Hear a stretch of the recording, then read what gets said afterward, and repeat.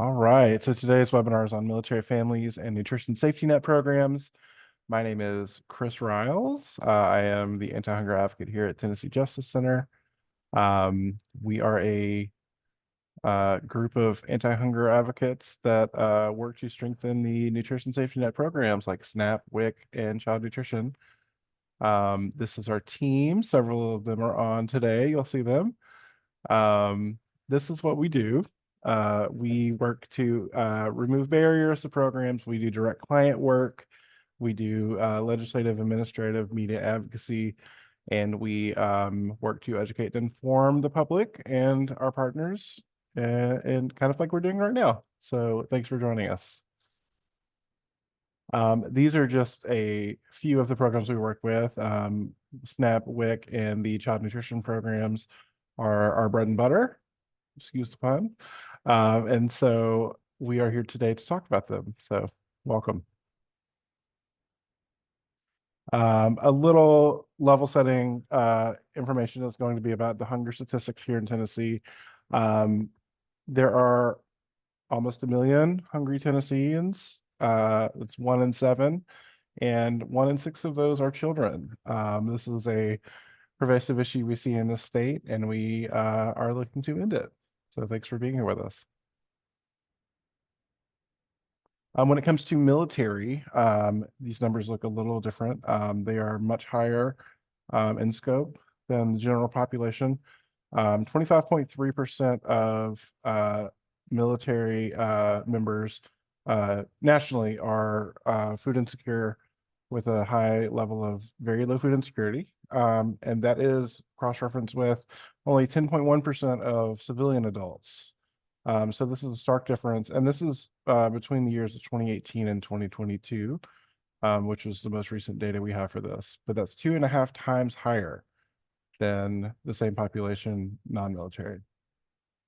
For Tennessee, there are a number of veterans in Tennessee, almost 400,000 as of 2022, which comes out to about 7.2% of the state population. So a non-insignificant amount of people in the state are military associated. 7.5% of that population are below the poverty line. It is important to note that for programs like SNAP, the threshold is higher than the poverty level. So this is a very low level of income for this population. And of those, 759 veterans were unhoused in 2023 when they did the point in time count. So these are all things to keep in mind as we talk about these issues today. Veterans can face lasting barriers when it comes to several things. Chronic unemployment or underemployment, and as we talked just a moment ago about being unhoused, these are all issues that they face. This can stem from service-acquired disabilities, injuries, or mental health issues. And oftentimes we see that support in navigating these programs is insufficient or under-resourced or inaccessible in other ways. Generally speaking, hunger in military families is a national security issue. As you can see here, this military person, this military spouse, talks about how they won't eat if their child can't eat, and lower physical performance, increased stress, distraction, because you're worried about your family not being able to eat or being hungry. These are all factors that can play into your performance as a soldier. So we always worry about making sure that not only the service member is fed, but also their family as well, because it can have lasting effects. There are some general challenges when it comes to military family and hunger. These are going to be mental and physical health, adjusting to cultural and other factors once they are no longer enlisted. Finding and keeping employment is a big one as well, not only for the member, but also for their spouse. There are plenty of gender and racial disparities that are present during and after active duty that are worth being aware of. And a big one that I found in my research for this was constant relocation. Most families in military, most enlisted military families will move about every 2 or 3 years, if not more frequently. This is an issue when it comes to, especially for the spouse, to keeping and gaining employment. Having gaps in your resume, only being able to stay at a job for a year or two. Professional licenses are often tied to geography.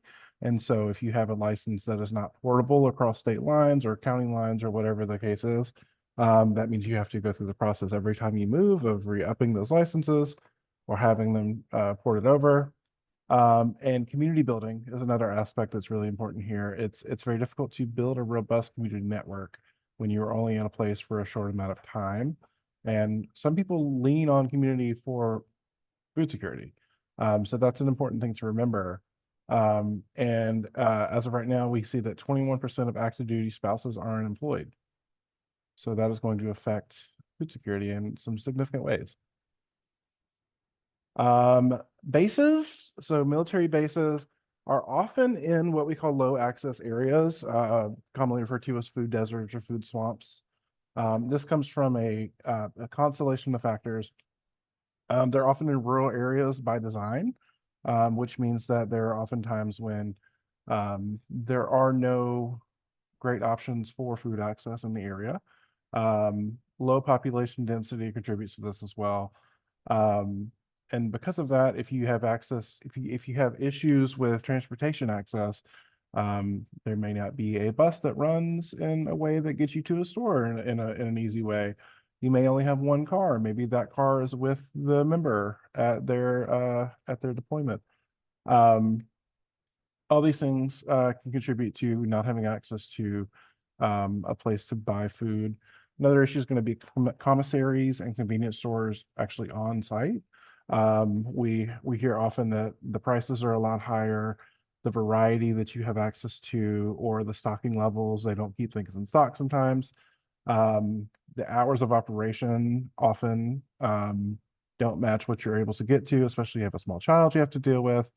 And then they're not always very centrally located to where people are staying. So all of these things combined create some issues for food access, especially on bases. But there's a great program that can help. It's called SNAP. It's the Supplemental Nutrition Assistance Program. This is a program that used to be called food stamps. You'll usually still hear people refer to it that way. It is a food assistance program for low-income Tennesseans. This is a federal program that is administered at the state level here in Tennessee by DHS. It provides supplemental nutrition assistance with a modest benefit around $2 per meal. These benefits are loaded monthly onto an EBT card, an electronic benefits transfer card. And you use it just like a debit card. We put your PIN in after you swipe it. You can use these dollars at authorized SNAP retailers. Most grocery stores, convenience stores, that kind of thing, have foods that you can buy with these benefits. And I will send these slides out to registrants afterwards. And there's a link here to the USDA website about what you can buy with SNAP. It's a pretty exhaustive list, so it's great. We love this program. It is our favorite. It's the most effective anti-hunger program in the United States. That being said, when it interacts with military families specifically, there can be a few things that can cause barriers, specifically with income. So SNAP is your eligibility for SNAP is counted by your household income, among other factors. But for veterans who might be on a veteran pension or disability benefits, these count as unearned income for SNAP. So they count towards the calculus of your benefits and whether or not you're eligible. So if you are on these benefits, you might bring in too much income to be eligible for SNAP, even if you are not effectively using these benefits for food. SSI and SSDI also affect SNAP eligibility and other means tested programs. One thing to mention here is that there are many programs that use SNAP eligibility as sort of a shorthand for means testing. because if you qualify for SNAP, you are income eligible for WIC, for instance. And that means that you are able to give them your SNAP determination letter, and then they can skip a bunch of processes about means testing you for those programs. But if you can't be on SNAP, that makes it harder to get on those programs. Another thing that's worth mentioning here is the basic housing allowance. This is an allowance that members are able to get when they are stationed. It helps them to pay for housing on the location where they're stationed. There's a calculus that has to do with the dependents they have, their rank, and it also has to do with the cost of living in the area. That being said, it does count as unearned income towards SNAP eligibility, which can create issues with being eligible, even if you're not able to use this money for food. So we see this often as well. Another thing to keep in mind is there are some good things that have happened recently. So when we talk about the time limits, we're talking about a section of the program that requires many people to work 20 hours a week or 80 hours a month in order to stay on the SNAP program for longer than 3 months. If you are subject to these time limits, these work requirements, and you don't meet them, you are limited to 3 months. That's why we call it a time limit. Veterans are exempt from this categorically, which is great. We love to see that. And that happened recently with the debt ceiling agreement last year. However, they did also raise the age of who is subject to this up to 54 recently, as of October 1st this year. So just remember that if a veteran is on SNAP, they do not have to meet work requirements, which is great. And at this point, I'm going to hand this over to Dr. Shanna Smith. She is the Associate Director of Research at the Military Family Advisory Network. And I'm going to put myself on mute and let you take it away. Sounds great. Thank you so much, Chris, and thank you to everyone for joining in today and learning a little bit more about this topic. Chris did a fantastic job just providing some level setting information, and you'll hear some of those key themes echoed throughout my presentation as well, throughout some of our data that we've collected as part of the Military Family Advisory Network. So again, I'm Shanna. I serve as the Associate Director of Research for this wonderful organization. We also call it MFAN for short. So if you've heard that acronym in the space, it's the Military Family Advisory Network. So before we delve into the findings, I did want to provide a little bit of background on MFAN for those in the room that might be a little unfamiliar with our work. So Chris, if we could transition to the next slide.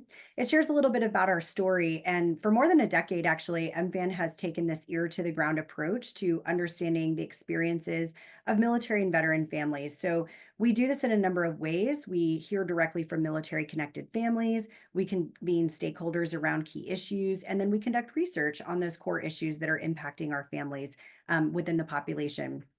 Additionally, it's important to note that our work, we look at everything in our research. We look at positive experiences, negative experiences, macro, micro, everything in between, with the goal of discovering actionable findings that really support our mission. And that is to ensure that everyone in our military community thrives. And really, what we're seeing more and more is these efforts are critical as we look to understanding the new generation of military families and really ensuring that long-term viability of the all-volunteer force. On our next slide, we'll delve into a little bit of our research timeline. So we actually utilized our peer network, our peer leader network, our advisory board, and we first heard about food insecurity occurring amongst this population from one of our advisory board members back in 2016, and we knew we had to learn more. So as you can see there on the screen, we measured it in 2017, excuse me, and we found that 15% of respondents were experiencing food insecurity. But then since then, we have been tracking and studying this issue year over year with greater depth. And so in 2019, you can see that we found that 1 in 8 respondents were experiencing food insecurity. And then we filled in an off-cycle study to look at how the COVID-19 pandemic was impacting families regarding this issue. And we found that that number had risen to 1 in 5. In 2021, the number leveled at 1 in 6, and we continued on several different endeavors, which I'll talk about today on how we've continued to look at food insecurity among military and veteran families. The next slide describes the USDA scale. So, in all of our research efforts, as well as the ones you'll hear about today, we utilize the USDA 6-item short form food security scale. Many of you tuning in today might be familiar with this scale, but for those who are not, the scale takes respondents through a series of 6 questions regarding the frequency of their food situations within the last 12 months. The scale includes things like running out of money for food by the end of the month, affording balanced meals, cutting or skipping meals, and eating less than a respondent felt like they should. Actually, even one affirmative answer indicates some level of food insecurity, and 2, 3, or 4 affirmative answers indicate low food security, and 5 or 6 affirmative answers indicate very low food security, as you can see those markers there on the screen. Now that you've heard a little bit about our overarching discovery of food insecurity within this specific population, we realized that we really had to address this issue proactively. And in order to do so, we needed to understand the specific journeys or the causal factors of food insecurity that military and veterans families face. So we'll transition to the next slide and look at what we kind of call our causal factors journey map. So in 2021, MFAN and our partners at the University of Texas at Austin actually conducted 300 qualitative interviews with military and veteran families who had recently experienced food insecurity in both Texas and the Tidewater region of Virginia. These 2 geographic regions were actually identified through MFAN's previous research that you just heard about as areas that were experiencing higher frequencies of food insecurity. And actually, they have roughly about the same equal number of military installations. So we felt that it definitely warranted a deeper exploration. In this specific study, most of our respondents identified as female, white, and between the ages of 25 and 40. Most were married, had children under the age of 18, and more than half of the participants were active duty military spouses. So, in this study, after confirming food insecurity utilizing the USDA scale, we then analyzed the stories that families were telling us and sharing during their interviews, searching for common themes and sub themes. And the goal of this analysis was to better understand the causal factors. So we describe those as those upstream moments in a military family's history that, if avoided, could have lessened or even eliminated their experiences with food insecurity down the road. So overall, we found that military and veteran families experience a somewhat common path through food insecurity, as you can see there on the screen. They experience a causal factor that catalyzes food insecurity. And then because of this factor, they struggle to afford and provide balanced meals. They sometimes feel stigma around being food insecure and rely on a variety of support mechanisms to get by and utilize those resources to help make ends meet. But ultimately, they experience specific barriers to exiting the path of food insecurity. We found in this specific research that the details of these journeys are typically dictated by their causal factor. So on the next screen, we show that we actually identified 6 different causal factors or personas of military and veteran families experiencing food insecurity. There were actually 4 core personas that spanned the lived experiences in both Texas and Tidewater. And then there were 2 distinct personas that represent the experiences of families in each individual location, as you can see at the top and the bottom on the screen. But for the purposes of this presentation today, we'll look at those 4 core personas. And one was exactly what Chris talked about, families experiencing spousal unemployment. So this could include the lack of employment, underemployment, inability to maintain consistent employment due to those mandatory military moves, impacts on employment due to the COVID-19 pandemic, and then overall high childcare costs. A second causal factor was actually around growing families. So, for example, those participants that indicated that they brought a child into the home or had a child within the past 12 months. Also, another thing that Chris mentioned as well were families that experience a permanent change of station or a mandatory military move. So we definitely saw that there in our third persona. And then lastly, among the core 4 were families that had experienced unexpected expenses. And usually this was around associated with vehicle repairs, home repairs, or even vet bills for family pets that seemed to set them back financially and ultimately deepened their experience in that path of food insecurity. So, across our food insecurity research in this specific study, we did hear time and time again that there were a few common support systems. As we go to the next slide, you'll see those here on the screen. that ultimately military and veteran families want and need. So, the first one there is they want information on support systems and resources, both local and national. And when we think about the transient nature of military life, like permanent change of station and mandatory military moves, that's particularly important because these families are moving around the country and the world and having to restart sometimes and figure out what are the supports available to me locally, nationally, everything in between. So, that's incredibly important is that wealth of information and support systems and resources. Also tied to that, affordable, accessible childcare, which then is linked to employment. They also desire eligibility for SNAP benefits, as you heard from Chris earlier. This is certainly an issue here, and so that eligibility factor is sometimes challenging and really important, and families desire to have access to that support mechanism. They also desired fully or reduced, but ideally fully reimbursed costs during a PCS move. And then, of course, higher pay that ultimately keeps up with the cost of living in different duty locations across the nation and across the world as well.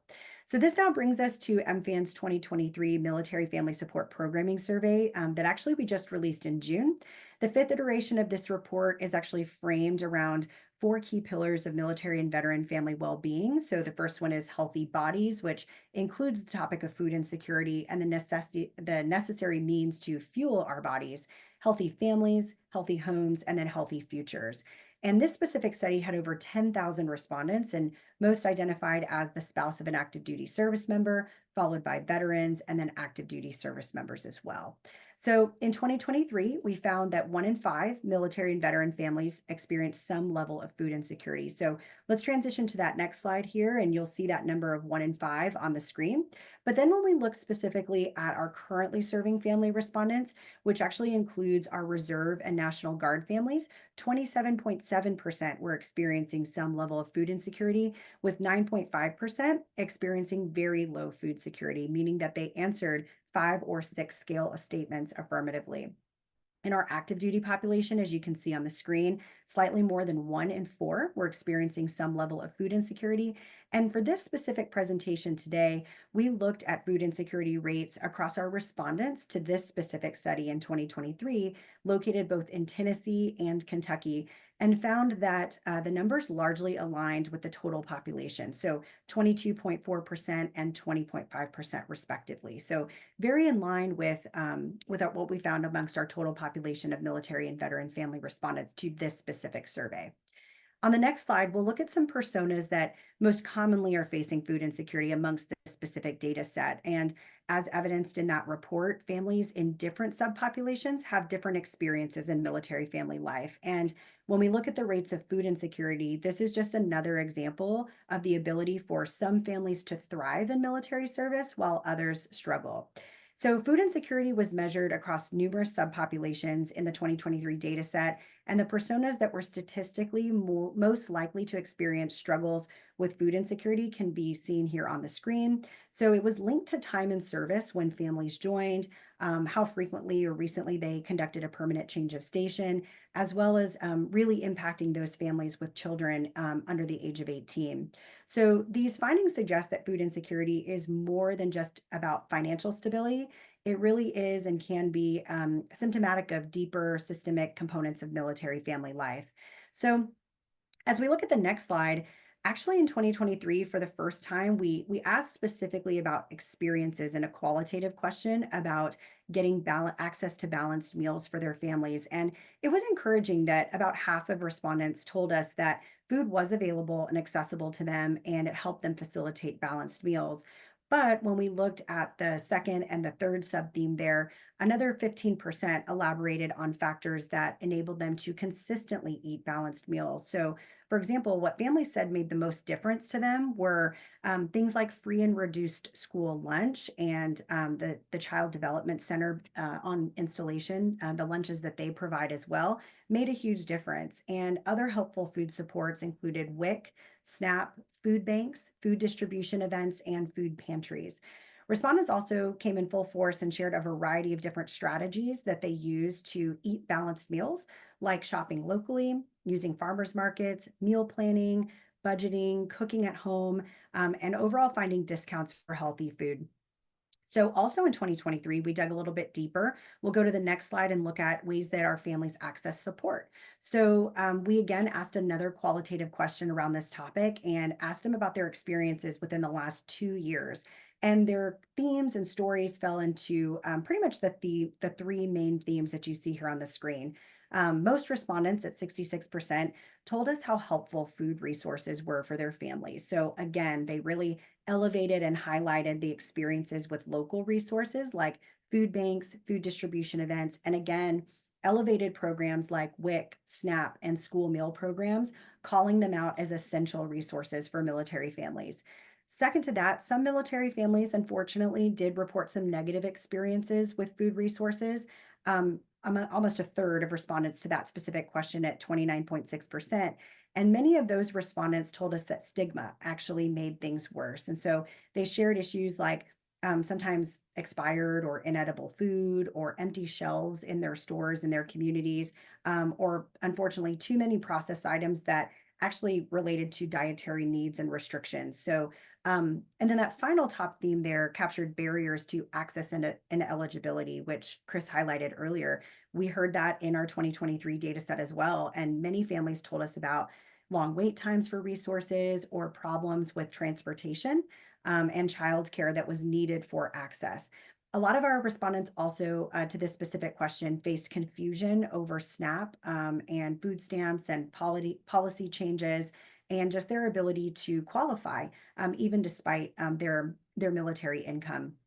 So when we analyze these themes along food support resources that respondents utilized and really relevant to this group today, families who reported accessing WIC as a support resource were significantly more likely to report positive experiences with accessing support, which is great news. So on our next slide, let's take a look specifically at some of that WIC data. Again, this was a new question that we added to our 2023 survey and looked at this for the first time. But we asked specific questions about food support resources, including the WIC program. And as you can see on the screen, one of the questions that MFAN presented, we actually presented this specific question to all of our respondents who indicated that they had children under the age of 5 in their home. And it was really meant to gauge WIC awareness and usage. So you can see there that 18.7% of these respondents shared that they were receiving WIC support, with another 14.1% pursuing it as a resource currently. So as you can see, some respondents there were still unsure about eligibility or were unaware of the program in general. So we've moved through a ton of data in a very short period of time, and I want to be respectful to our other presenters too. They've got some incredible information to share. So we'll close with that this next slide here talks again, kind of coming back full circle where we began, which is our causal factors of food insecurity. In 2023, we were actually able to quantitatively measure these for the first time after discovering those in 2021. And so we analyzed them for active duty families, and it really paints a clear picture of the personas that are significantly more likely to report very low food security. So you can see those key personas again on the screen after running that additional analysis, and it really centered around those respondents who had experienced a recent financial emergency or even a disruptive community event or incident like a severe weather event within the past 2 years. Those respondents who indicated that they were struggling with military spouse unemployment or even spouses that indicated they were working part-time. Also, again, those who had had a child or brought a child into the home within the past 12 months. And then lastly, again, hitting on this point again, that those families who experienced a recent permanent change of station move or PCS move, and this was again, we think about the frequency that Chris mentioned. Every 2 to 3 years, families are packing up and having to change everything up and move to their next duty location. And this can be quite a disruptive event and unfortunately spurring some things that happen within that causal factor map and that journey map of food insecurity and ultimately exiting the path of food insecurity. So these findings here that you can see on the screen really suggest that combining any of these situations into a single family's experience can really catalyze or compound the experiences of food insecurity for military and veteran families. So Lastly, we did have a few recommendations that came out of this 2023 report. I encourage you guys to go to mfan.org to take a look at those reports. All of the different research that I mentioned today can be found there. So on the next slide, you'll see the core 3 recommendations that we walked away from on that 2023 support programming survey. And the idea here is that, this specific issue that we've been talking about today is compounding. It's complex.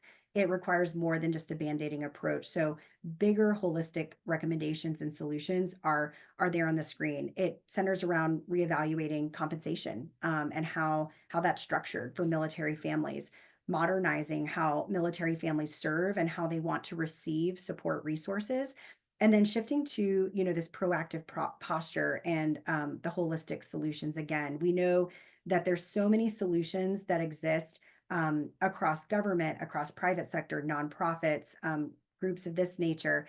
So it really does take all of us to come to the table, work on this issue together in order to get at that bigger, proactive, and holistic solution. So with that, I'm going to pass it back over to Chris. I think we'll have some time at the end for questions. And like I said, you can find all of our research on mfan.org. So Chris, I'll turn it back over to you.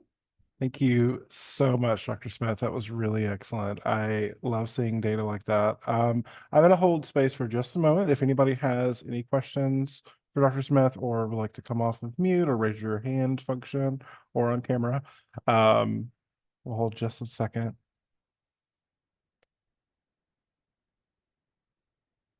All right. Well, thank you so much. That was excellent. I look forward to reading that report. And we're going to move forward to our next set of speakers. So we have Dr. Benny Chokshi and Dakota Davis from Uniform Services University. They are doing a project here in Fort Campbell in Tennessee. So I will throw it over to you and I'll go back on mute. Thank you, Chris. My name is Dakota Davis. I'm a community health worker for the Uniformed Services University, but I actually work here at Fort Campbell. So it's kind of a unique position. It sits both in Kentucky and Tennessee. So we're working with both of those populations.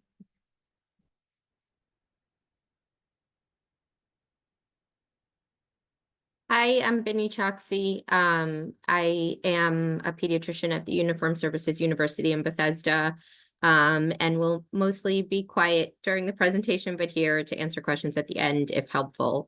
Dakota's the heart of our project, so she'll be talking about the work that she does on a daily basis. And we're grateful to go after Dr. Smith, who set the stage really nicely for us, so thank you.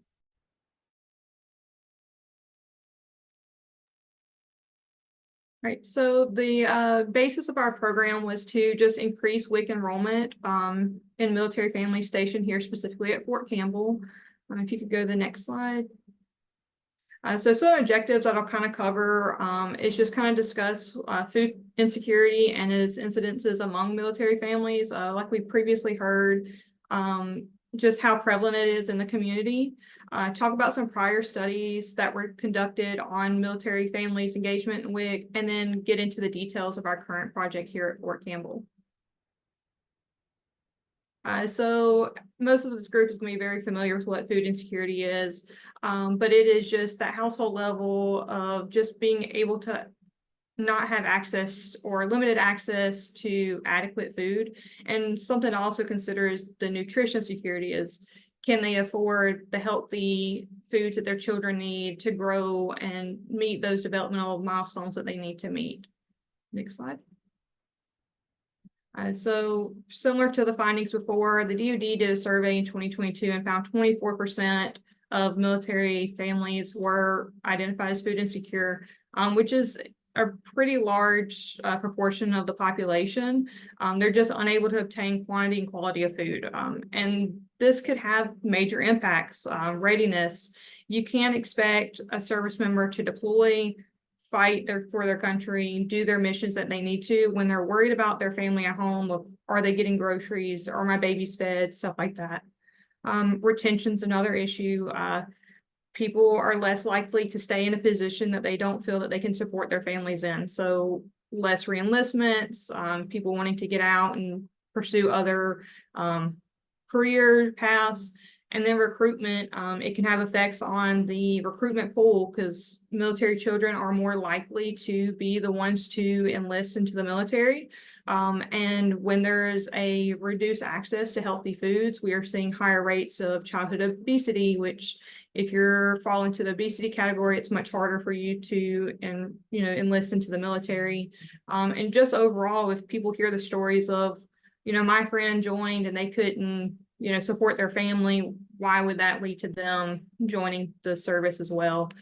So they could pose potential issues just overall for the security of the military. Next slide.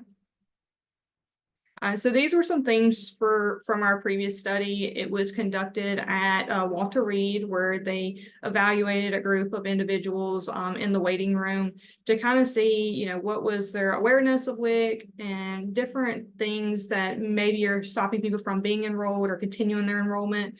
And so these were the 6 major themes that appeared. So there's just military specific factors that are really unique. The pay is kind of difficult to understand. If you've ever seen a pay stub for the military, it's very confusing. It's called leave and earning statements and LES. Most families struggle with reading it. And then if you take it into the clinics, there's sometimes an inability to track which pay should be counted and which ones shouldn't be, because it does change. And then there are positives to it, like it allow for families to have formula when there was times of formula shortages. Another thing we saw was just a lack of program awareness and misinformation. So that big misinformation we hear a lot is if I'm an E6 or higher, I automatically don't qualify for the program. It doesn't matter how large my family is. None of those factors matter. I don't qualify, which isn't true. We see a lot of those families actually do qualify for the program. Another misinformation is around the basic housing allowance, it should count when it doesn't count. So that's where we kind of stepped up to help with some of these families understand when they should qualify. There's the stigma that is for civilian populations and military populations. A lot of people are worried about being on programs, how that's perceived by other people. For military specific, there's the concern of, well, if my chain of command finds out, am I going to be in trouble? Am I going to get yelled at because I don't know how to manage my money and stuff like that. Logistically, with WIC being a state-by-state program, and like we mentioned before, the moves every 2 to 3 years, it becomes kind of a problem for families. Like, how do I, get enrolled into the next state when the requirements are different? For example, Kentucky and Tennessee require proof of pregnancy letter from the clinic that you're being seen at. And so without that, you have to pay $100 for a pregnancy test and to prove that you're pregnant, while states like North Carolina don't have those requirements. So it's confusing for families when they're constantly moving and going to the next place and the requirements are different, not matching up. And then there was overall want for military support of how can, we help families get enrolled? Can we standardize this process to where, everyone has the same requirements? And just leadership being involved, of feeling comfortable to talk with their service members and say, hey, here's a program you can get into that could help your family, and not feel stigmatized about that. Next slide, please. So what is WIC? It is the supplemental nutrition program. So it's going to provide stuff like milk, eggs, cheese, fruits and vegetables, formula for those that are formula feeding, baby foods, just those household essentials that families are already going to need to buy. And it just makes it easier for them to have those healthy options in their home. Eligibility is for pregnant women. In our state, it requires that it is medically confirmed. So about 6 weeks, and you have to have that letter from your doctor approving so. It's for breastfeeding women up to 1 year postpartum. If the family is choosing to formula feed, they keep it for 6 months postpartum, and then for children up to their 5th birthday. And, we're seeing, low rates of engagement in WIC, less than 50% who should be enrolled or who are eligible to be enrolled are enrolled currently. The next slide. And this is kind of where we get to where it gets confusing with the pay. WIC does not include certain types of military pay. So when, a clinic's trying to evaluate that and see like, okay, does this family qualify? They have a list of pays that they shouldn't be counting. And sometimes that can get messy and things get missed and added in when they shouldn't. But a big one is the basic allowance for housing, their BH. And then any combat related pays. So if they've deployed and they're receiving something like a hazardous duty pay or anything along those lines, those aren't supposed to be included into their eligibility. This is good for one reason is it increases the number of families that could possibly be eligible, much higher rates than what would be eligible for SNAP, with SNAP including those pays. Next slide. Here's some specific information on Fort Campbell. So it's pretty unique geographically. Most bases are kind of just centralized in one state. Fort Campbell is actually in two, so half the base is Tennessee, half of it's Kentucky. This creates kind of a logistics issue for families as well. So if you live on base, you're automatically given a Kentucky address, but you may actually be a Tennessee resident if you're across that state line. And it's difficult for families to know, you know, which state do I go to? Do I go to Kentucky because my address is Kentucky, or do I go to Tennessee because I'm across that state line? So it's something we're trying to help them out with. But Fort Campbell is very enlisted heavy. So these are going to be more, it's a more combat driven base. So they're going to have rapid deployments. They're going to deploy more often. They're going to have higher rates of trainings, which can all pose problems for spousal employment.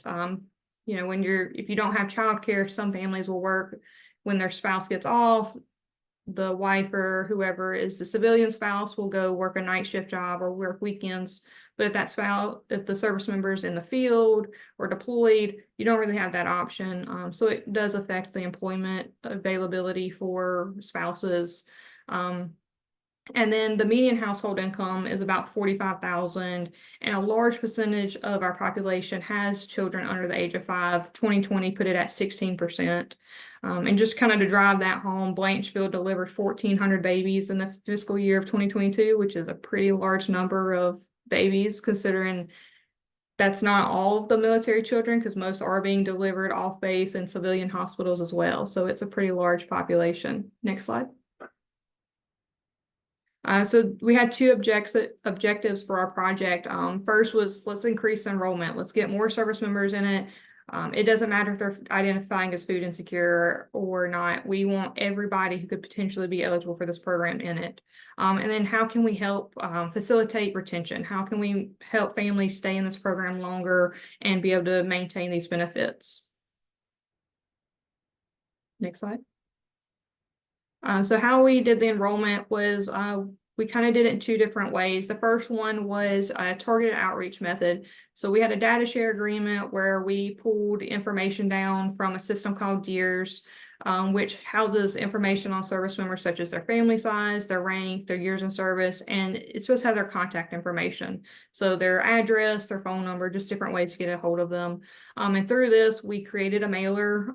It was a letter that was sent from the hospital that stated that, you know, we believe your family is eligible. You should, you know, reach out to us and we can help get you screened and sent to the right clinic.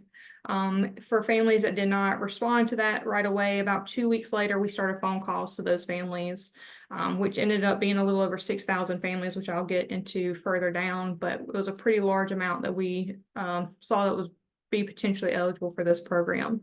Next slide. And then we did some more global outreach. So we created flyers, brochures, stuff that had military specific information to educate the population on, so they could just feel empowered. Like, I know this is right information. I can go to the clinic. I can get enrolled. I know what I'm supposed to do, and just kind of push more of that specific information about BH and combat related pays, because that kind of gets messy. We did clinic outreach. So I sit in the women's health clinic every day, Monday through Friday, and I screen all incoming pregnancies that are interested in the program. So when they have their first initial screening for pregnancy, they say, hey, we have a WIC rep here. Would you like to talk to them? And we go through a 5-minute screening. And if they're eligible, I get them all the contact information, where to go, what documents to bring, and then give them a direct line phone call or phone number to me, so that if anything goes wrong in that process, they can call me, I can step in, and we can help smooth out, figure out what went wrong in that process. And through that, we have screened over 231 families that were separate from our mailer list. And then we do, where I do in-person presentations, specifically our big one being the new service member orientation. So this is going to be everyone who is PCSing to the area. So they've just moved to the area. and they are getting all the information on what resources are available. I talk to them every Thursday morning, and so far we've had over 3,000 people attend that orientation. So I know it's not our direct target population, but what I tell them every Thursday is, if you are at some point going to be in a leadership role, you need to know this information.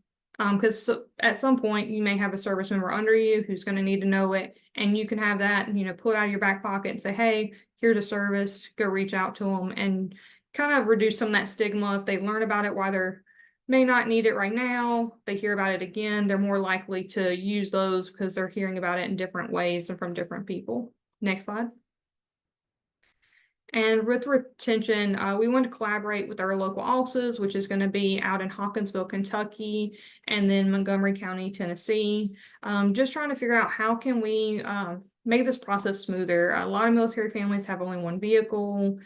There's a lot of military families who the spouse doesn't drive or have a driver's license. They may have immigrated to the area and are still going through the processes to get those types of documentation so they can drive and do things like that. So can we do virtual availability appointments, especially for we have populations that maybe have a child who's sick, who they don't feel comfortable bringing into a clinic with other people and other children. Can we have them do virtual availability appointments? And then how can we streamline this enrollment process? One way we're helping is making sure everyone we screen knows what documents to bring, they have them together, so that when they get to their appointment, there's no being turned away because you don't have the proper documentation. They're prepared, they know what they need, and that just helps with that process as well. Working towards assisting these relocating families. So every 2 years, if you can stay in the program for almost 6 years, that's potentially 3 clinics you're going to have to enroll at. So letting them know there's a transfer form they can get so that they can get that from their current clinic, take it to the new one, and just make the process a whole lot smoother and not have to go through the whole enrollment process all over again. And then we did a lot of education on, especially around the proof of pregnancy, because families are like, what can I bring? How do I show a proof of pregnancy? So we've got where the clinics are willing to take electronic medical record information, and they'll accept that as a proof of pregnancy. And we also worked with a clinic directly in the women's health clinic to create a letter that every pregnant woman who comes through that clinic will receive at her first appointment for that clinic. So whether they're interested in a WIC or not, they're handed that form. So if they change their mind down the road, they already have it and they don't have to go through the process of trying to get it later on. Next slide. So this is kind of an overview of what we did with the mailers. So the mailers were sent out. We've sent 5,200 mailers out. And from that, we kind of lose some people because addresses may not be correct. It is up to the service member to update their information every time they move, which we know that doesn't always get done. Stuff falls through the cracks. May not have had a good phone number, or, eligibility criteria change. So the military got a slight pay raise, and maybe that pay raise pushed some people out of their eligibility criteria. But through that, we were able to get in contact with 3,700 people. 1,400 were screened. And then 75% of those screened were eligible for services, which that was a great number for us. That's a large portion that we're able to say, hey, this is the program. And then even if they were already enrolled in the program, we would talk to them about, if you're planning on moving, make sure you ask for this form, or use signup.wic.com and see, where's going to be your next location that you need to enroll at, and figure out what their requirements are so they don't go into it completely blind. We did have 33 families who got that letter, and they were super excited. They went straight to the clinic and they enrolled themselves with no help. We were able to reconnect with them and made sure that they were able to get enrolled. And then we referred 375 families to either Kentucky or Tennessee to get enrolled. So these are 375 families who may have never even attempted to get enrolled, could now do so. Next slide. And this is kind of just a snapshot of our eligibility tool. I'm able to screen a family in about 5 minutes. So between coming in, giving me their information, and then walking out the door with everything they need, it's usually about 5 minutes. It's an interactive Excel file. So we just implement, how many economic units are in that household, what is their rank, and what is their years of service. Because for the military, that's kind of how you decide somebody's pay. Their rank and their years in service are going to match up to what they're being paid unless they're receiving some special duty pay for being something like airborne or, you know, our more special forces groups, they tend to get extra incentive pays as well. But through this tool, it'll let us know eligible or not eligible. And that last number you see at the bottom is how much they could have in extra income. So if the spouse is working part-time job, or, you know, if they get promoted or their years of service goes up, they know, okay, as long as it doesn't go over $748, I can still stay in this program. Next slide. So some kind of takeaways. It's still, WIC is widely misunderstood. This is at the individual level of the person trying to get enrolled. It's at the provider level, at, you know, hospitals and clinics of who to send to get enrolled, and then at the actual WIC clinics of what's counted and how do we, you know, make sure these families are getting the right information. So that can be some areas that just aren't understood. There's just that lack of universal screening. Ideally, there would be, you know, a nationwide standard of this is exactly what people go through. This is exactly what they need. There wouldn't be the difference of, well, in this state, you need this special paperwork, and in this state, you need something else. So that's something that we could potentially continue to work towards, to have, you know, USDA standards come out and have a universal way to look at this. And then, you know, the income calculation, I hear it a lot with our veteran population. They're like, well, my income's not taxed, so why is that getting counted? And we have to let them know, you know, that is, you know, an income that they are going to count. And unfortunately, it's just not something we can go through, but and that BH is not, so that does help with some families. And then letting them know, you know, like disability payments would be counted, and then stuff like, you know, child support. So there's different things that they may not have thought about before going to their appointment. And so at least they're educated on it before they get to the clinics, and they've wasted time driving there and didn't have the right paperwork and stuff. And then WIC is underutilized by all populations. So this is on the civilian side and the military side. We just have to keep working towards reducing that stigma and increasing the availability of resources for families. The next slide. So kind of what are our next steps? This was a grant-based program, and that grant is unfortunately coming to an end. But we have applied for round 2 of funding. So we're hoping to, you know, continue what we've started just in a different way. So just continue to educate families, you know, empowering them, letting them know that this is a resource available to them, and then they should reach out for the help, and not be worried about how other people are going to perceive that. Continue with outreach. We actually create a QR code that is, it's on my door to my office. So if for some reason I'm out of office, they can scan it and it texts me and it says, hey, I'd like to get more information on WIC, and then I can get back to them much quicker than playing phone tag with someone. They're hung up in the women's health clinic, the pediatric clinics. We're trying to just, anywhere we can stick them, those QR codes are going to be hung up. And just kind of meeting people where they are. We do centering pregnancy. We do the women's health clinic, the in-processing briefs, because the more people hear about information, the less, you know, nervous they are maybe to ask questions about it, or they hear it and they're like, hey, my friend could qualify for that. Let me tell them about it. Because in the military community, if you've ever been part of it, the WISE pages, the Facebook pages, the word of mouth is very strong in our community.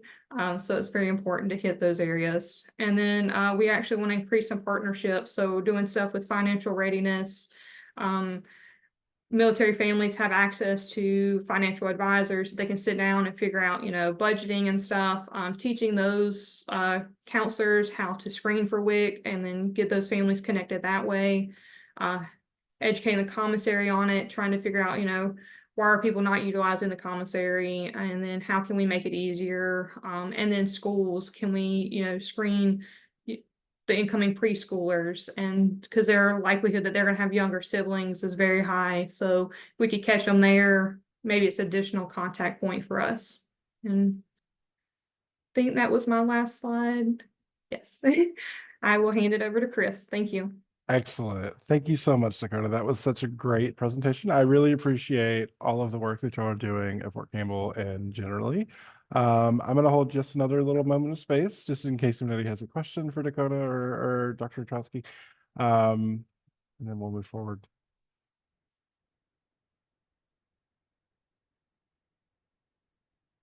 All right. Thank you so much to our speakers. And now we're going to talk a little bit about what comes next. So what are some advocacy and action opportunities? I'm going to talk about a few bills that are part of the Farm Bill. These are things that are passed as an omnibus package. These are some bills that have been put forth that would help to maybe alleviate some of these things. The first is going to be, we talked a little bit about the time limits.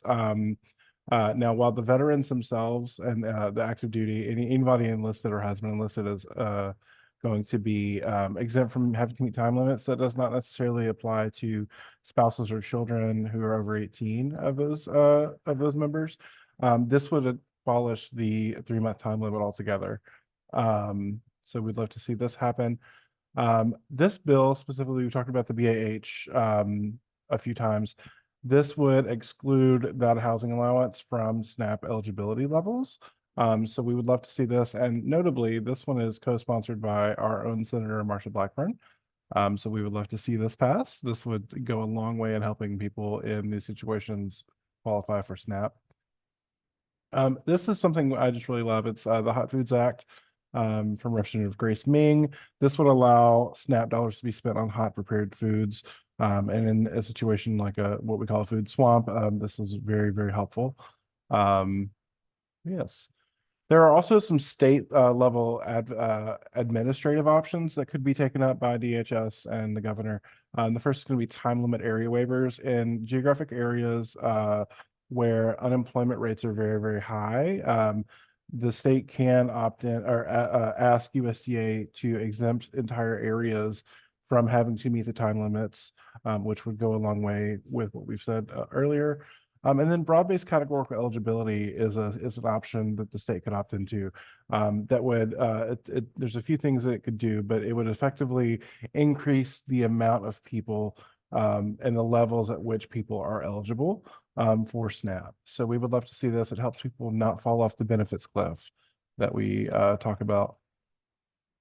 So other useful options that are worth keeping in mind is advocating for the portability of professional licenses, dislocating them from geographic areas, incentivizing remote work options, and commissary reform and standardization across bases, making sure that they're always stocked at certain levels with certain price points. So if you would like to advocate for any of these things, we urge you to reach out to your legislators, either at the federal or state level, depending on what's necessary. I will send these slides out afterwards, and you click these links to find exactly who to speak to and how. I also want to take a moment. I know this picture's silly, but it gets you engaged. We are working on summary BT advocacy for 2025. The state has said that they do not plan on participating again, and so we would like to make them change their mind. We have this advocacy action. It'll let you put your address and your information in and send a letter to Governor Lee and Commissioner Carter asking them to participate. We currently, I think we're at about 500 signatures so far, so we would love to see that number double or triple or quadruple.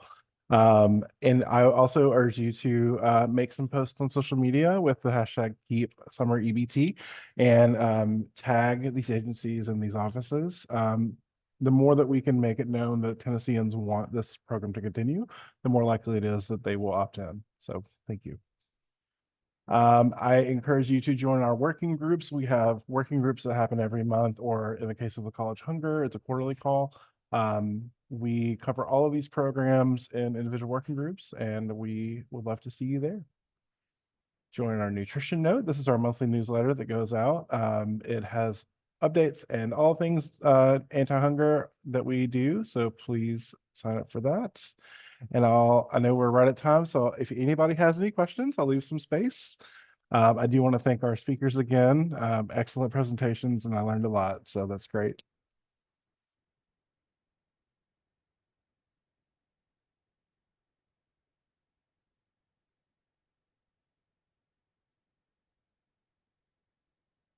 All right. Well, this is our contact information. Please feel free to reach out to us for anything related to these programs, and have a great day.